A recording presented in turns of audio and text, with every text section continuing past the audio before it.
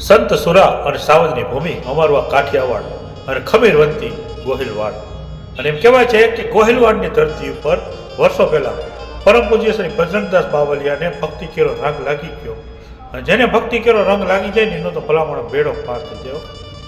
એવા જ એક અમારે રાજકોટના લગભગ 25 વર્ષના જુવાનિયાને પરમ પૂજ્ય શ્રી બજરંગદાસ બાપુની ભક્તિનો રંગ લાગી ગયો અને બાવલિયાની ભક્તિમાં લીન થઈ ગયા. અને એમ કહેવાય છે કે ઘરના આંગણે નાની એવી બાપાની મઢોલી બનાવી અને પોતાના મિત્ર વર્તુળ સાથે લગભગ 78 વર્ષ થયા બાપાની પુણ્યતિથિ નિમિત્તે મહાઆરતી અને મહાપ્રસાદનું આયોજન કરે છે.